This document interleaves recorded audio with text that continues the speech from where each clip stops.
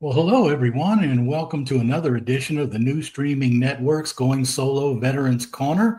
And I am your host, retired Army First Sergeant Paul Holbert. I want to welcome all of you and thank you for joining us this evening. For those who can watch live, for those who can't and are catching our replays, we really appreciate your participation. And it's because of an audience like you that we are making some of the list here in Northern Virginia of podcasts to watch. So we really appreciate that.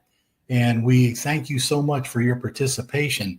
Before we get started tonight, I just want to take a moment to give a shout out to Heroes Bridge in Warrenton, Virginia.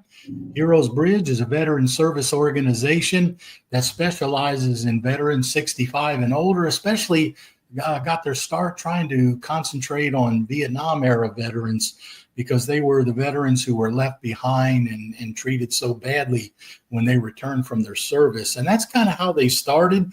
They're now providing all kinds of services to a myriad of veterans all across the United States where they can. So if you get a chance, take a look at their website, heroesbridge.org. See what you can do to help. If you like to volunteer, they've got all kinds of opportunities there. I also want to thank Reese Across America. Reese Across America, of course, for those of you who aren't familiar, is the organization that sponsors the donations that provide wreaths for Arlington Cemetery and many of our veteran cemeteries across the United States during the holidays. So we want to thank them.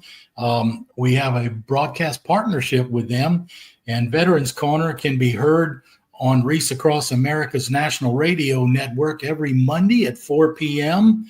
You can simply go to their website. There it is, reaseacrossamerica.org. And you can find their radio button. If you push that, you can hear us at 4 o'clock. Or you can go to Spotify, iHeartRadio, or TuneIn and simply search for Reese, and you'll pop up and you'll be able to hear the broadcasts there as well. So we are so happy to be involved with them. Just very briefly, I want to continue to thank our wonderful sponsors, Nationwide IT Services. Retired Army Warrant Officer C.K. Park and his crew have a myriad of business support services they can provide to you. So if you are in need of some help with your business, no matter what it is, you can give him a call. He's got an excellent crew there, and they will be glad to help you. We also want to thank Hill and Ponton, PA, Veterans Disability Attorneys located in Florida. Hill and Ponton's been in business for about 30 years now, and they specialize in assisting veterans and their families in navigating the myriad of corridors, which is called the Veterans Administration. I worked there for a number of years during my civil service career. It's a good place, but sometimes you need a little help trying to navigate, and that's their specialty. So check them out at hillandponton.com. They also have free webinars they post on the website to provide information. So we are so thankful for our two wonderful sponsors. All right, so let's get into tonight's show. And first of all, I'd like to introduce Kimberly Simpson. Kimberly is a proud native of Georgia, and of course, she finished her Bachelor of Science in Early Childhood Development at Albany State University. And then, of course, continued on and got her master's degree in curriculum and instruction from the University of Minnesota, and then continued an education specialist degree in leadership from Cambridge College. Now, Kimberly has about 25 years of experience in the education field, starting all the way from kindergarten through, I think, fifth grade. But then she also got served all over the United States in various assignments in Florida and Georgia. She also had one for the Department of Defense education activity in Guam, which kind of led her into what we're going to talk about today because of her proximity to the military and the military installations. It gave her a connection to military families, where she started wanting to provide transitioning support to military families. She began serving as a Marine Corps school liaison for Quantico, Virginia, and she continues her mission today as the Military Achievement Specialist for Prince William County Schools here in Northern Virginia. So first of all, welcome, Kimberly, and we want to thank you for joining us.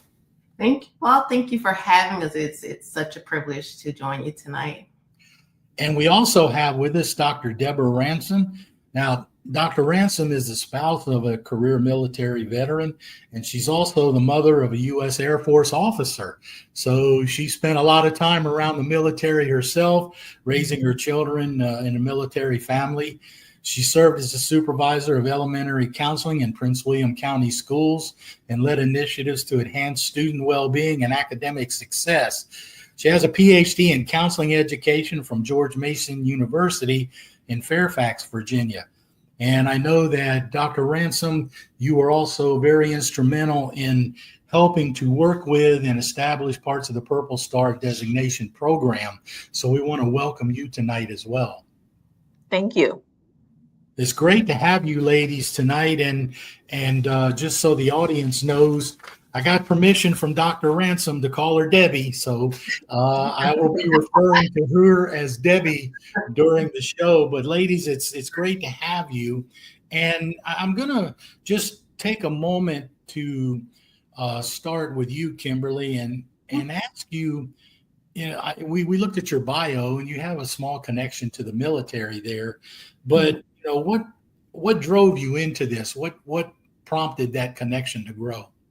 Well, my family, we are Department of Defense family. So we have always lived on military bases or adjacent to military bases. So my children grew up in this world. Their friends are all military connected. My friends are all military connected, even though we were not enlisted in the military. So as a teacher, I've also taught military connected students my entire career, starting with Kings Bay, Georgia.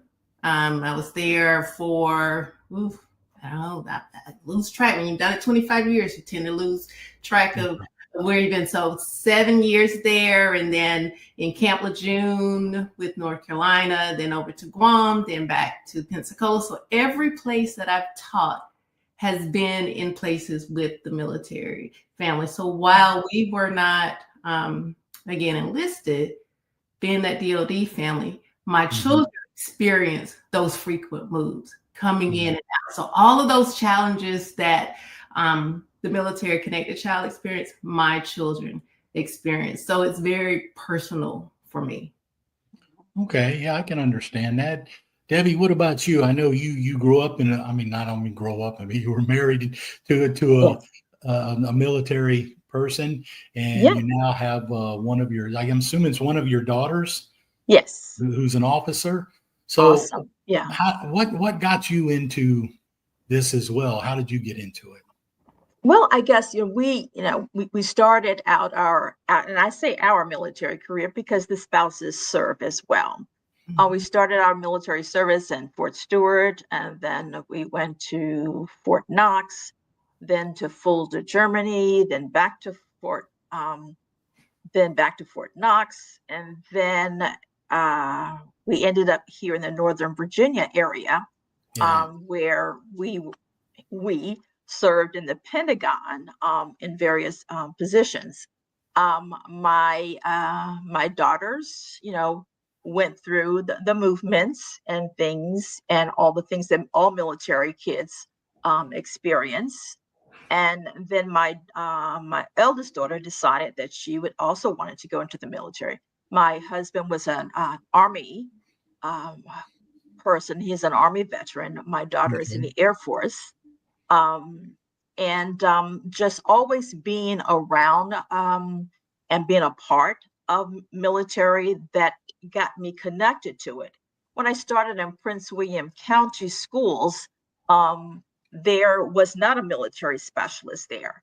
And so because I worked in the Office of Student Services, and most of the military questions just came to me because they knew I was connected to the military. And so I was a supervisor of elementary, and then just an ad hoc, I answer all the military connected questions. And so I was so very happy when we were able to get an actual military specialist where that would be his or her specific job.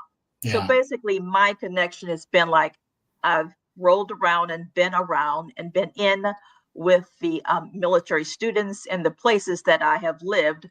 there have always been military students in the schools where I've worked. And so that's been my connection, and just kind of living their lives with them and trying to help them be being able to transition with all the different things that were going on with them. Okay. All right. Well, Kimberly, let me ask you, what evidently there are a few specific challenges that military children experience in schools that might be different from non-military families. Can you share a couple of those with us?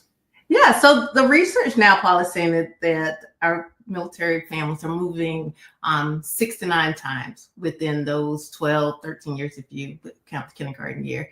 Yeah. That's a lot. So those frequent locations bring about the academic inconsistencies, social and emotional stress that can come along with it. Just think, as an adult, having to move that many times and making all of those adjustments, that child doesn't have the same capabilities that we do. So it's even more impactful on them. But as you know, those military children, they're resilient, they adapt, and they're very courageous when they enter into these places, but it still can impact them. Yeah, I can understand that, because when it came time for me to retire, I was in Europe, and my son was going to, then they were still called DODs at the time. And I decided to extend my time over there to retirement so that he could finish high school, his last year of high school, in one place. Yeah. So he started high school there.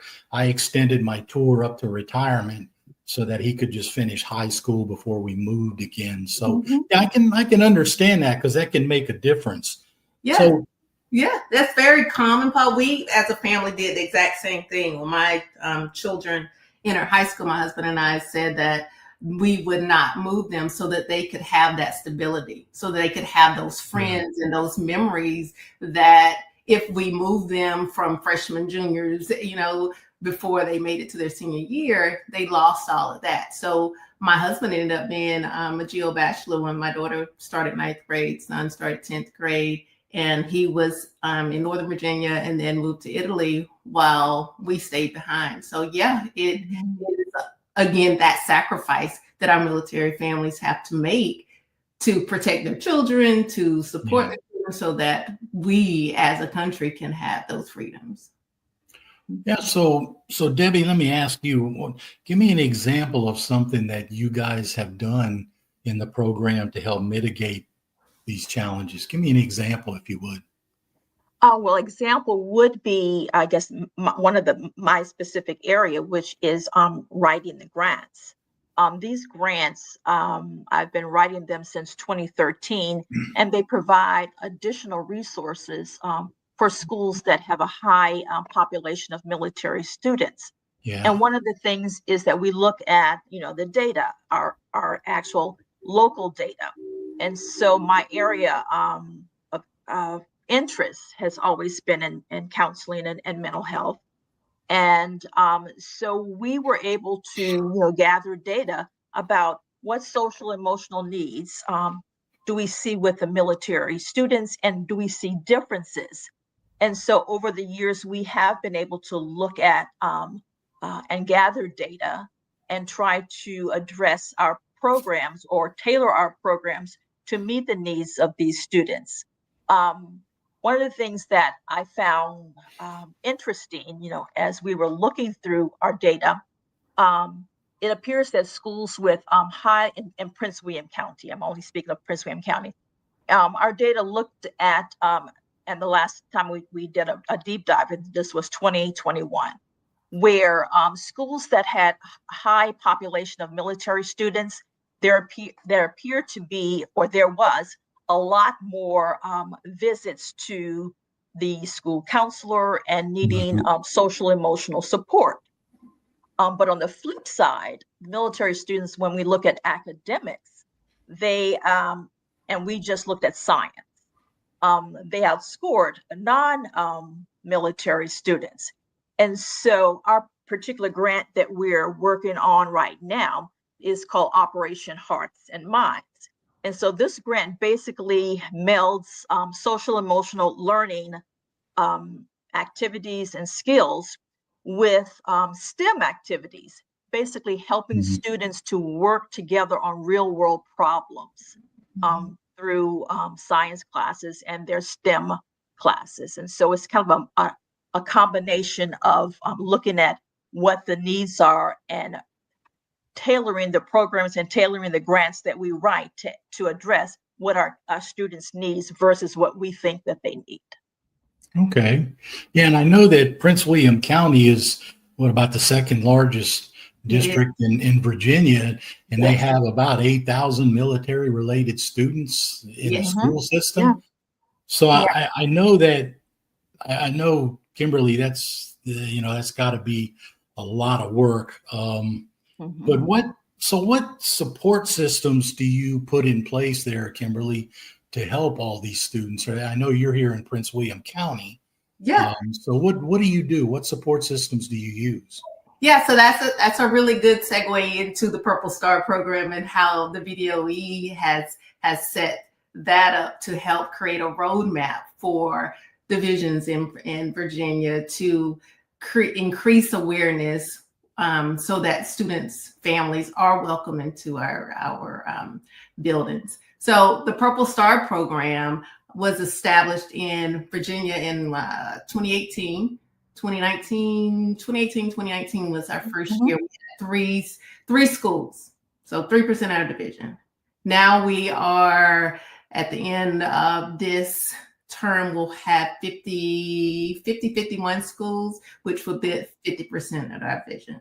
So with that, with the Purple Star program, they give us a way to transform our thinking, to provide those resources and to establish awareness for our community, for our division leadership, for our buildings, so that students can land in a supportive environment. Yeah. Yeah, I mean, yeah, so that sounds pretty interesting, considering the fact that, just Virginia, I guess, overall alone has over 70,000 military related students across the state.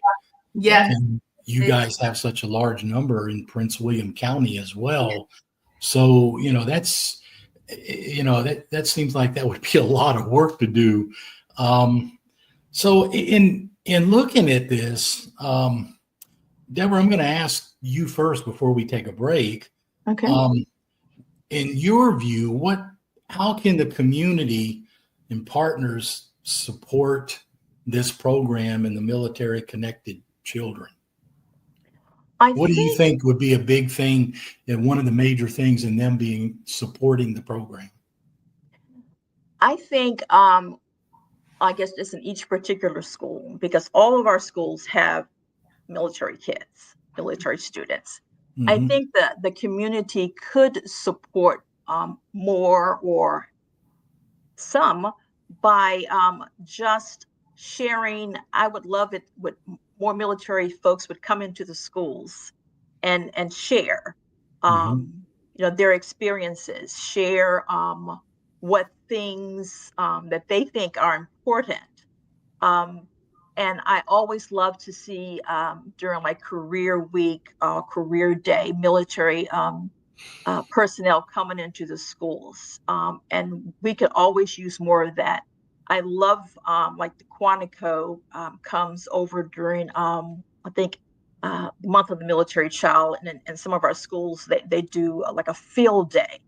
And I think the more connection that the military has with the local school districts, the more students understand what students are going through, and perhaps be open to things that are different. And the reality is that it's not just students who need to learn. The adults also need to understand, because I think those of us who've always grown up in military families, we understand what, the difficulties of that. But most people don't have this type of lifestyle. So the more I think that the population in general is exposed to and take the time to like read things that are on our website so that they can understand the better. It's like the more education people have about different folks who are living a somewhat different lifestyle, I think the more you can understand. Yeah. So Paul, taking the, I'm so Yeah, sorry. Go ahead. Right. No, I was just going to say, Kimberly, hold that thought, because when we come back, I'm going to ask you to add your important piece of that as well. We're Okay. just going to take a very quick break and hear from our sponsors. And for the audience out there, we'll be right back in about 2 minutes. All right.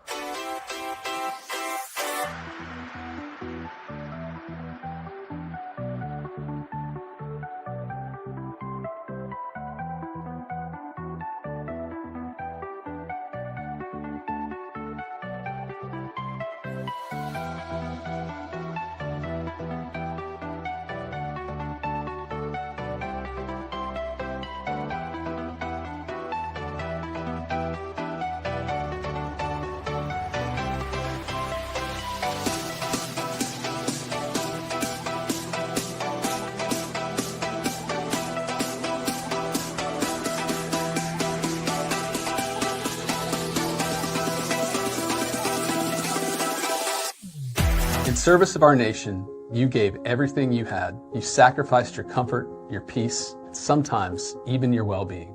Over 3 decades, Hill and Ponton has helped to be a guiding light for veterans seeking their rightful disability benefits. When our heroes are in need, we are not just lawyers. We're an ally, a team who understands the struggles you faced. If you're a veteran seeking the benefits you deserve, let us stand with you on this journey, because every battle deserves a hero, and no hero should fight alone. Living in a world filled with lunacy, it seems that stress and turmoil follow us everywhere we go. Perhaps it's gotten to the point where you wish you could turn off the distractions of daily living and have a good laugh. Well, we have a recommendation for you. Pick up a copy of The Dunce Cap, a humorous and satirical look at American society and the follies of our culture. Join the author Paul Holbert as he takes you on a trip through the nonsensical and often ridiculous practices of our everyday lives, from political correctness and our legal system to the folly of the media and our obsession with reality television. See how these and other outrageous practices of everyday people make us a perfect cast for the next slapstick sitcom. So go ahead, you know you need it. Take a frank look at the more nonsensical side of American society and see why we are prime candidates for the stool in the corner and the dunce cap that sits on top. All right, welcome back, everyone. You've been watching the WGSN-DB Going Solo Veterans Corner, and we've been talking to our guest tonight, Dr. Deborah Ransom, or Debbie as we call her, and Kimberly Simpson. Both have done, Kimberly extensively now working in Prince William County schools here, and Deborah kind of helped put all that in place and works with her. And the two ladies are working with the Purple Star program here in Prince William County. And we've been talking about some of the things with the program and what they do. So Kimberly, before the break, I had asked Debbie what she thought was an important way that the community can support the program. So I want to ask you, what's your take on that? What do you think is important for support? Yeah. So bringing awareness within the community, I think is the piece that I was trying to get to, because when we are overseas with our military families on the bases, that built-in community is there. Supports are strong because everything is about it. But when they come into counties such as Prince William County, which is massive, they can kind of get lost in the sauce. They're separated. There's not a lot of the connections not there. They don't know where to go. So it's so important for the community to understand and to celebrate and to come together, so that those families, while separated within this large space, have a sense of community built by the community, because they feel that they are important. They show them that they're important. So yeah, we need to make sure that they are honored, they're celebrated. And to do that, we have to make sure that we build awareness. And a really good place to do that is what's centered in a lot of communities are the schools. So if we can start in these schools and get it pushed out, starting with our kids, starting with our staff, starting with our leadership, push it out, bring the community, connect, then we can support these families, our families. Yeah, see, that kind of ties into a little bit of why you need the program in the first place, too. Yeah. I mean, reaching out to, you talked a little bit about some of the differences with the military children in the school, that sometimes the uproot and turmoil they go through, moving all over, changing locations, friends, schools, which I'm assuming that's an important reason why you want the program. So let me just ask you, Kimberly, what is the main goal of the program? What is the main goal of the Purple Star program? So let's take. I'm going to take it back to when I was a teacher and how I operated and thought about my classroom. There was a quote, and excuse me if I can't remember exactly who the author of it, but it says, "When a flower doesn't bloom, you fix the environment in which it grows, not the flower." Right. So it's our job to create spaces in which all students can thrive. So the goal of the Purple Star program is to make sure we create a safe space within our schools that every student can thrive. So like many of the programs that benefit our military connected students, this is going to benefit every child that walks in that building.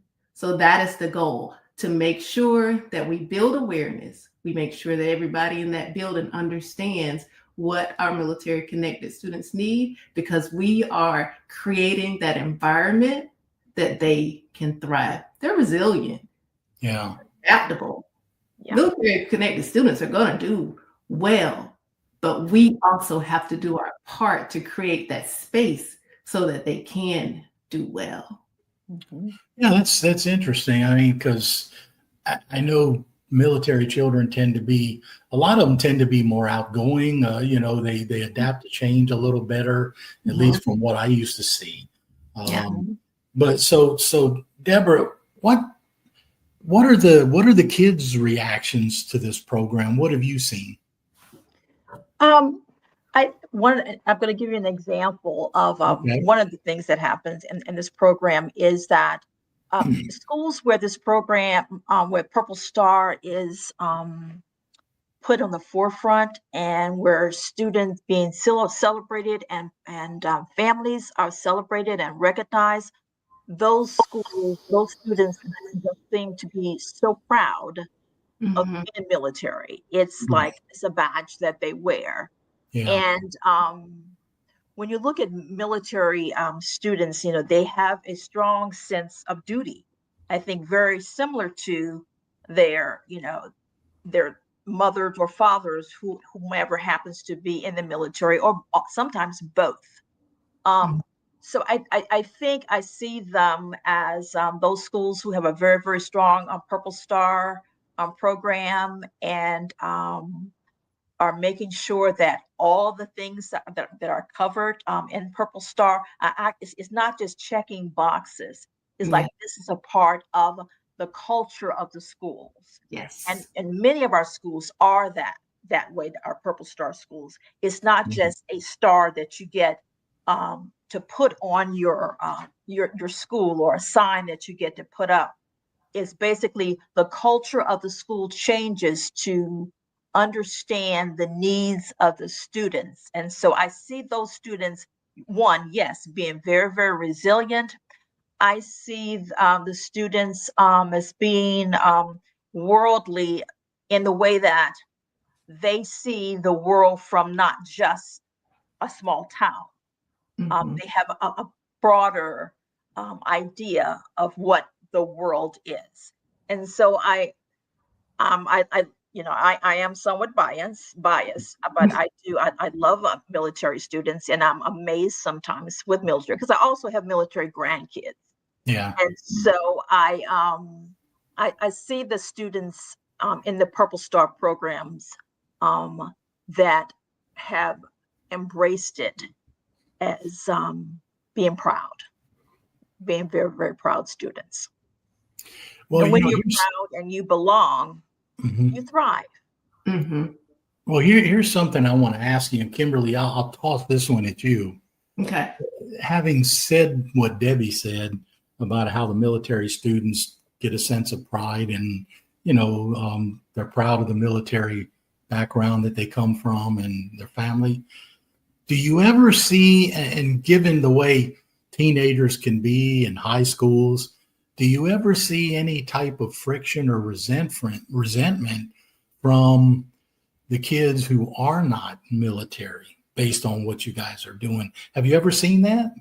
No, I haven't seen that. And it's like Debbie said, it's a sense of pride for those students that are military. And when they share their stories with their peers, there are some students that haven't been out of the state of Virginia, and these students have been all over the world. And so for them to come and say, these are the possibilities. They share a different perspective. They open eyes. They say that, this is what you see. But this is what I've seen, and this is where you can go. So they offer just a different vision, just a different part of what life can be. So they share their experiences, and I haven't personally seen or heard of any of the students having any kind of animosity or problems with our military connected student. It's something that is celebrated. Yeah, that's actually. Oh, go ahead, Debbie. And if I may add that the Purple Star program, even though it's focused and the questions and things they have to do the military kids, but what I see is like what's good. Purple Star is good for all. It's not just good for the military kids. And the same with the grant that we have. So whatever, changes that we make whether the grant is able to purchase an amazing STEM lab, it's not like, oh, only the military kids, everybody gets to take advantage of an amazing STEM lab or whatever the grant or whatever the Purple Star program. So it's not just benefit like military kids. It's like what's good for military kids is good for everyone. Yeah, that makes sense. I'm sure that makes it a whole lot better too, in terms of being accepted at the school. Yeah. Go ahead, Kimberly. Well, can I just give you the pieces of the program? Because each state, I think there are currently 43 states that have this program from one, and that's due to Pete LaPiba from Ohio back in 2016. He's the MIC3 commissioner that brought the program to Ohio first. So, but every state has a different structure. So in Virginia, we ask that there's school-based training. So every staff member gets to have a training on military students, military connected students, how we support them, understanding what the challenge is, how we mitigate those challenges, right? And we have a Canvas course that we created from the division level that's pushed out that they can earn professional development points for that. We do division level recognition where our school board does a proclamation. We invite the commander in from the military installation, and we celebrate them during the month of the military child. You are to create a military support webpage where families that are transitioning into Prince William have a landing spot that's just for them, that speaks to all the things that we know are important to military families. So they have just that one spot for them. Then we have a peer-to-peer program that's required in each school. And that peer-to-peer program, while it has a military-connected student support aspect, it is, as Debbie said, it is good for every student that lands in that building. And then you also have the same thing for our special needs students, where you have all those supports that Virginia offers, Prince William offers, the community offers specifically for families that are transitioning in with students with IEPs, that these are the supports that are in place. So those are the things that the Virginia Department of Education have identified as good for our military families, but as Deborah says, they are good for every child that comes into our schools. Okay. Yeah. So, I mean, it does sound like it's very well thought out. I mean, and don't get me wrong. My hat's off to both of you ladies being involved in, early education, elementary and high school. I had the privilege of an adjunct career here in Northern Virginia for Nova for 20 years while I was working civil service.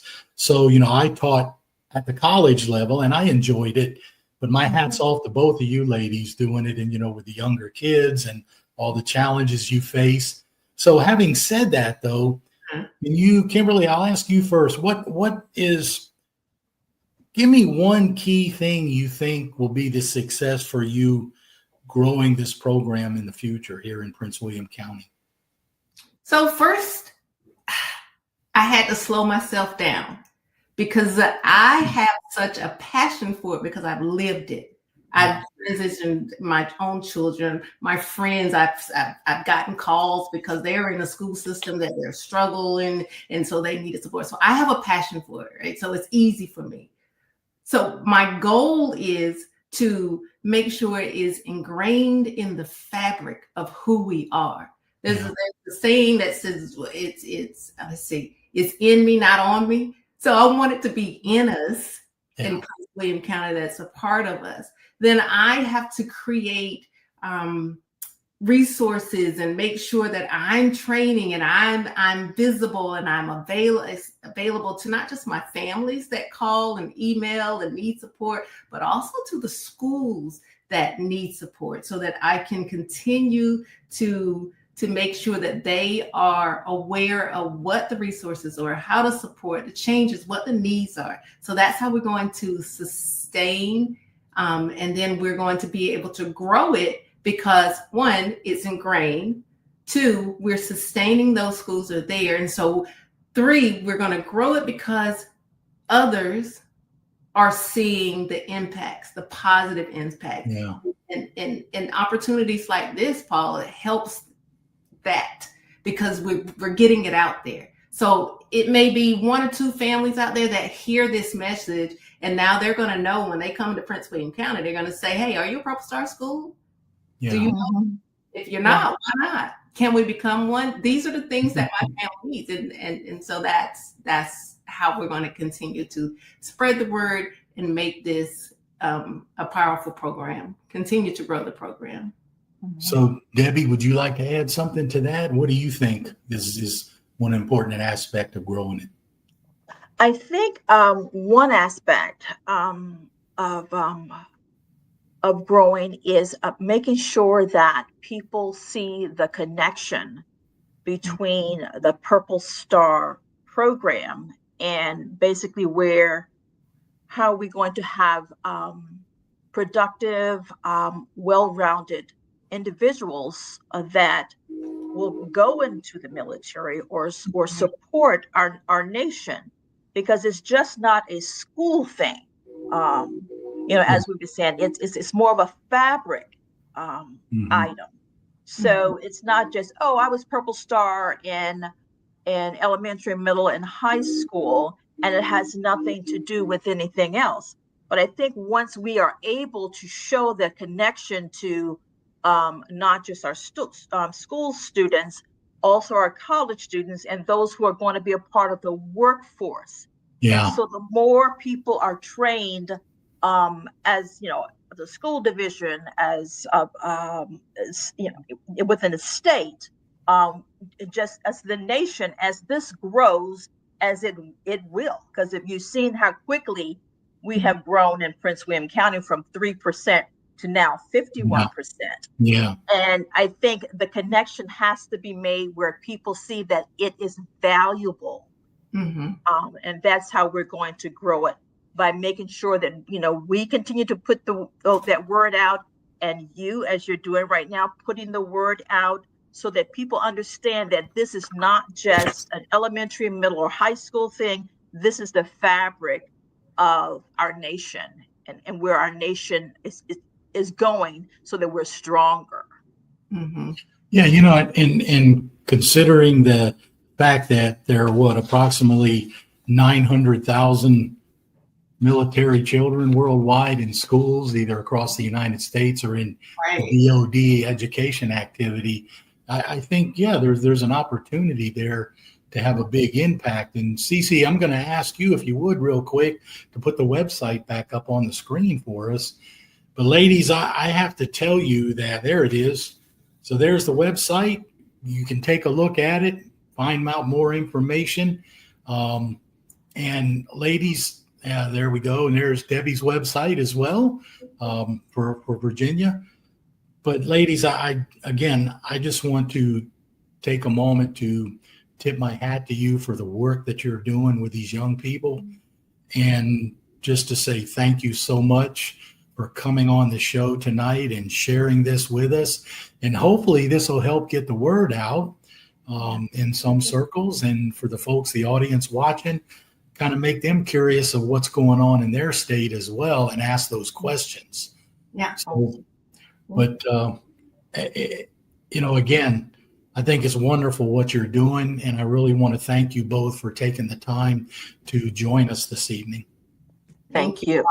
Before I let we jump off, I do want to acknowledge Mr. Dan Dunham, because he's our MIG-3 commissioner for the state of Virginia, and also the VDOE military family specialist, and he is the driving force behind the Purple Star Designation program for Virginia. He runs the MISPAT committee that I serve on, that actually reviews them and the changes that we make to the Purple Star program according to suggestions across the state. But he has been amazing in making sure that this program grows and is sustained within Virginia. And I'm very proud of the work that he has done, and I have enjoyed learning from him and growing this program with him. Okay. Well, it sounds like you ladies are really, really in tune and enjoying what you're doing, and we appreciate that. And again, we appreciate you coming on the show tonight. Thank you for having us. Thank you for having us, Paul. We truly appreciate it. And if anyone would like to learn more, please contact me through the website. All the information is there. All right. And for our audience out there tonight, don't forget, we also want to share with you, September is National Veteran Recovery Month. And if you go to the VA website, you'll hear the veterans, some of them sharing, there it is, maketheconnection.net recovery. If you go to the site, you're going to hear veterans talking about what they did to help secure their mental health, how they dealt with things, and how they're trying to make their lives better. I think it's something that we need to look at every now and then, something positive, as opposed to all the struggles that all the veterans have that we deal with on a daily basis. So take a look at it, see what the veterans are doing, see what they have to say, and see how they're trying to make a difference in their own lives. And for those of you watching tonight, our veterans, as always, we want to thank you for your service and the support of your families. For the audience, we want to thank you so much for joining us, and we hope to see you next time on the new streaming network, on the WGSN-DB Going Solo network. And don't forget to check us out on Reese of America every Monday at 4 p.m. Eastern Time. So hopefully we will see you on our next show.